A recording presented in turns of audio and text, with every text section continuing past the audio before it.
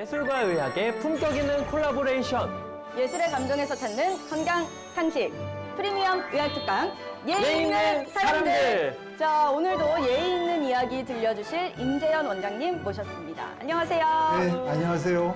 오늘도 예술 작품 속에 숨어 있는 의학 이야기를 재미있게 전해드릴 예의 가이드 신경외과 전문의 임재현입니다. 반갑습니다. 장안의 화제죠. 예의 있는 사람. 자, 오늘 어떤 이야기 들려주실 오늘 주제 건가요? 자, 오늘은 핫한 패션 아이템에 대해서 얘기해 볼까 하는데요. 저희랑 너무 잘 어울리네요. 필요해요. 알려주세요. 아, 저 핫한 춤인가요? 네네. 오늘도 너무 궁금합니다. 그러니까요. 맨날 이렇게 가려놓으시면 어떡해요. 갑자기 새 나오는 거 아니죠? 자, 공개해 주시죠. 과연 이 그림 뭐가 들어있을지 네. 어떤 그림일까? 밀당을 하시는데요, 조심스럽게 한번 원장님. 보겠습니다. 우와. 우와. 나와라. 한 아이템입니다. 어머나. 네? 감이 오세요? 고문하는 거 아니에요? 모르겠어요. 기다리기 하고 있는 거예요, 지금? 요 이름이 뭐더라? 그 코르셋. 맞아요. 코르셋 당기는 모습이에요. 지금도 물론 마찬가지지만 이 잘록한 허리는 여성들의 아름다움의 상징이잖아요. 보기만 해도 답답합니다. 근데 저렇게 성인 남성 한 분이 그러니까요. 안간힘을 쓰고 그 뒤에 또 사람이 또 있어. 구축해서 그러니까요. 한다는 거 자체가 지금 거의 기절 직전이에요. 눈 어머, 보세요. 우와. 거의 모든 여성들이 옷 안에 이 콜셋을 입었다고 하고요. 왕실을 출입하기 위해서는 콜셋을 입지 않으면 출입이 안 됐다. 뭐 그런 얘기도 전해지고 있습니다. 혹시 다를 때도 있나요? 아, 그렇지는 않습니다. 다행이다. 이건 보여주기 위한 것이니까. 예. 문헌에 보면 기원전 1500년 전에 그 이집트 벽화에도 콜셋과 비슷한 그림이 그려져 있다고 해요. 약간 속옷의 느낌이었을까요? 그러면 굉장히 고대에서부터 이 콜셋을 입었다고 하고 생각을 할 수 있죠. 미나 씨 아까 얘기했던 대로 잘록한 허리 라인이 예로부터 어떤 로망이었었지 않을까 이제 그런 생각을 해보고요. 예. 인간의 본능 속에 이 가는 허리에 대한 욕망이 있나 봐요. 맞아요.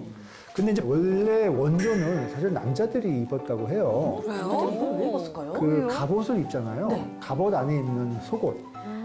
쇠를 입거나 이러면 이렇게 쇠에 걸쳐서 아프기도 하고 쓸려서 아프기도 하니까 그걸 방지용으로 이제 콜셋을 입었다고 하고 본격적으로 이렇게 콜셋이 이제 유행을 하게 된 것은 16세기 프랑스입니다.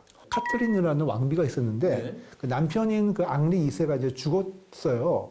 근데 그 유품을 정리하다가 이제 일기를 본 거예요. 일기 속에 애첩에 대한 연서가 있었던 거죠. 네, 근데 그 연서에는 잘록한 허리에 대한 그런 그 찬사가 빽빽하게 써 있었다고 합니다. 내 연인의 허리가 이렇게 잘록해서 아름답다 아이고. 하는. 네, 왕비가 보고 이제 화가 난 거죠. 아니, 이 사람이 도대체. 그래서 그다음부터는 이 질투에 빠져가지고 이 왕비가 콜셋에 집착하기 시작했고 얇은 허리에 완전히 이제 몰입한 거예요.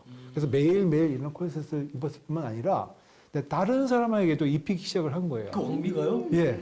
그래서 이제 그 콜셋이 점점 대중화되기 시작해서 19세기에 이르러서는 일반 여성 노동자들도 콜셋을 입기 시작했다고 해요. 왕실에서뿐만 아니라. 그렇죠. 이제 모든 평민들까지도 이제 입게 됐는데 이 콜셋에 따라서 신분을 알 수 있는 그런 방법이 있었다고 해요. 뭐 아무래도 뭐 디자인이나 재질이 좀 다르잖아요. 뭐 예를 들면 금색깔 코르셋이라든지. 그러니까 뭐 색깔을 이 색은 왕실만 사용할 수 있다. 뭐 이런 식으로 정해져 있다든지.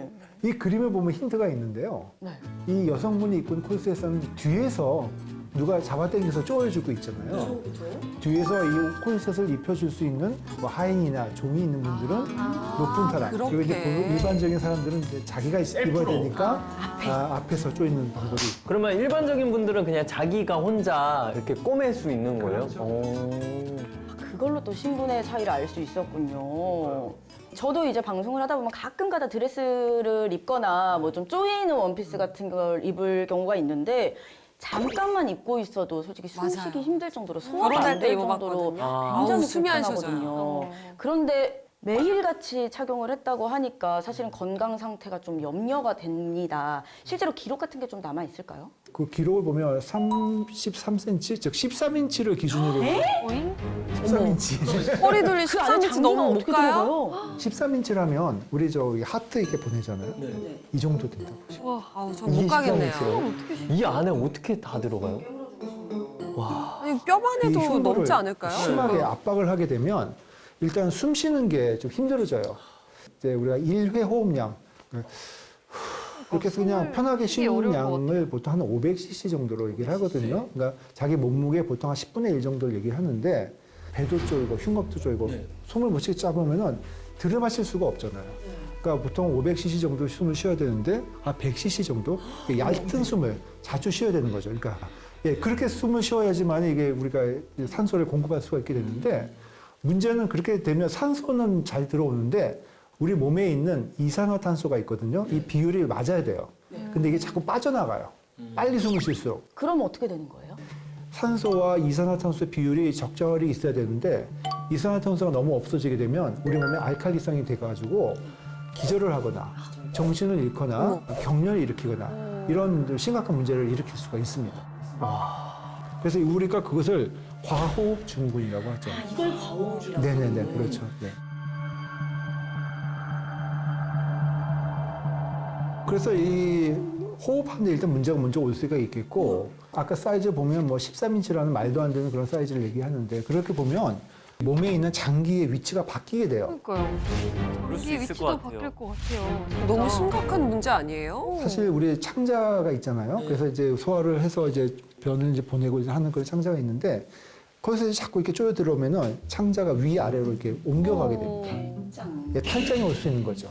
그리고 심하게 콜셋을 쪼이게 되면 이 갈비뼈가 부러지는 경우가 있어요. 그럴 것 같아요. 갈비뼈가 부러지면서 폐를 찔러가지고 출혈이 생겨서 사망에 이르게 되는 경우도 있고요. 그 다음에 이 콜셋 안에 보면 철심이나 고래뼈 같은 그런 지지대가 있는데 이게 또 장기를 뚫어가지고 사망에 이르게 했다는 그런 기록까지 있다고 합니다. 아니 허리가 뭐라고.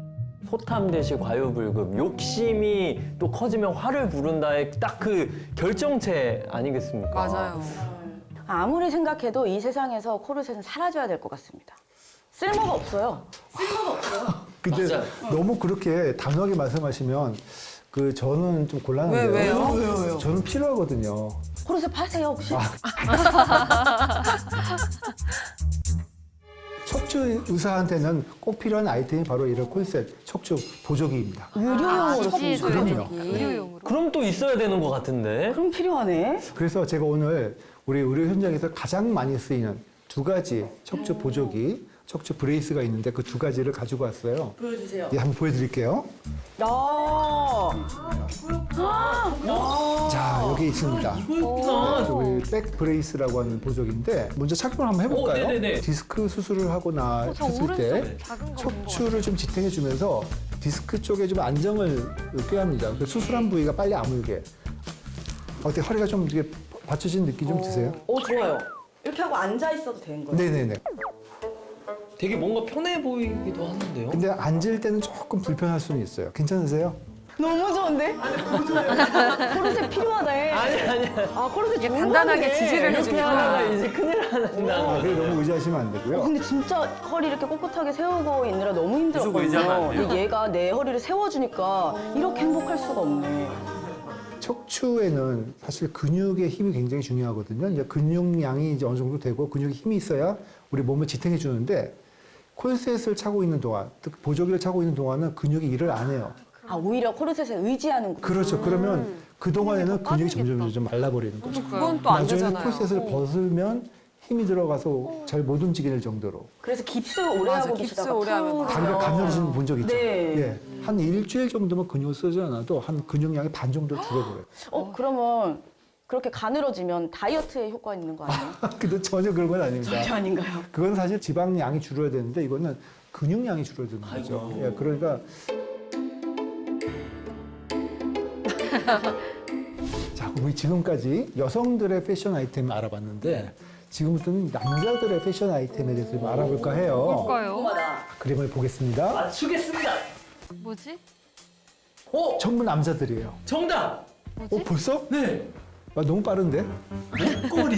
목걸이? 왜냐면 저기 목걸이가 엄청 무거운 거야. 네, 오, 금메달 다들 하셨네요, 진짜. 거북목이 되는 거죠. 그쵸. 안타깝게도 아닙니다. 이 터번. 습진. 더운데 계속 하고 다녀야 돼서 막 습진이 올라오는 거예요. 이것도 가운데 선생님이 가장 커요. 응. 네, 그것도 뭐 그렇다지만 아닙니다. 네. 신발? 구두? 이런 건가? 진아 씨. 아니면 가운데 사람이 눈에 들어와요. 신발 완전 이상하게 생겼는데요? 저 이거는 무기 아니에요? 왜요? 맞아요. 신발이에요? 예, 신발이에요. 맞네. 이게 그 중세 어머, 이게 뭐야? 남자들의 신발, 클렌이라고 하는 네. 신발입니다. 근데 제가 딱 눈치챈 게 저 가운데 선생님이 가장 코가 길거든요. 길어요. 정확하게 보셨어요. 신분이 높을수록 어머. 이 끝이 길어집니다. 네. 그래서 미세한 차이지만 이분이 제일 길고 여기는 조금 짧고. 가까이 못 다가오게 하는 건가? 저리 가.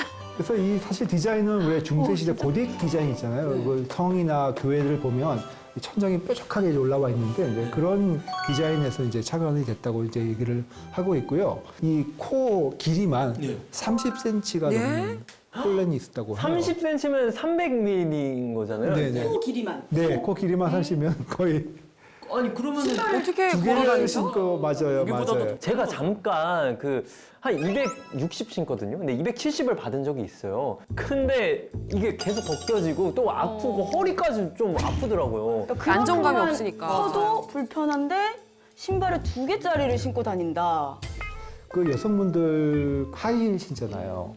오래 신으시면 왜 그 발가락 휜 거 저 심각해요. 휘죠. 그래요? 네, 저는 20대 때 워낙 하이힐을 많이 신어서 지금은 저는 뭐 반드시 방송 때문에 신어야 하는 경우 아니면 구두 안 신습니다. 집에 아예 그래서 지금 운동화를 예.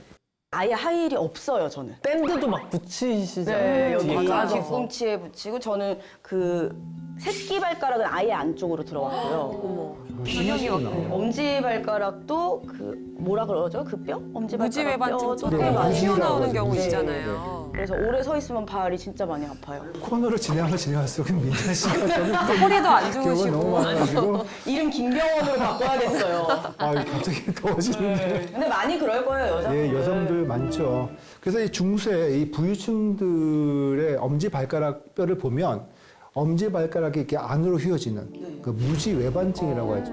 거의 모든 무지외반증은 잘못된 꽉 끼는 신발 때문에 온다고 보시면 될 것 같습니다.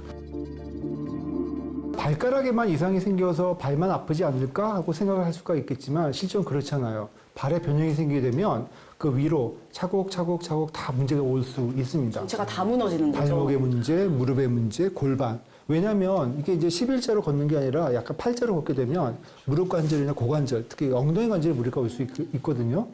혹시 예전에 그 광대들 있죠, 광대. 네. 광대들 신발 보면 이렇게 코가 이렇게 올라가지고 방울 달린 긴 신발이 맞아요. 있는데 그분들 걷는 거 보면 이렇게 팔자로 이렇게 걷잖아요. 그게 굉장히 관절이 좋지가 않습니다.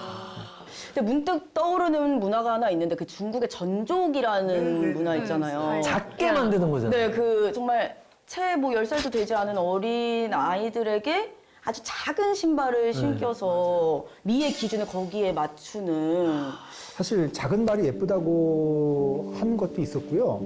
또 발을 작게 만들어서 여자들이 도망 못 가게 그렇게 하려는 그런 풍습도 있었다고 해요.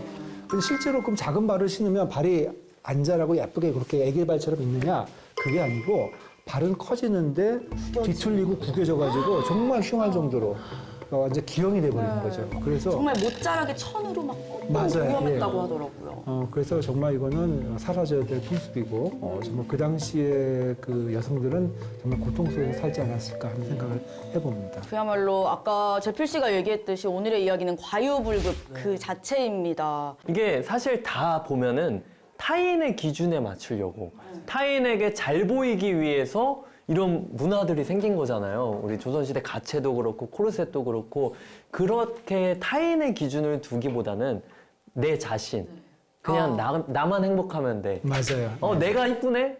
좋아.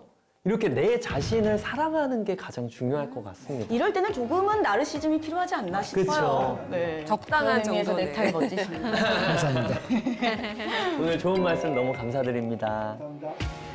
예술과 의학의 품격 있는 콜라보레이션. 예술의 감동에서 찾는 건강 상식. 프리미엄 의학 특강. 예 있는 사람들 다음 주에 만나요.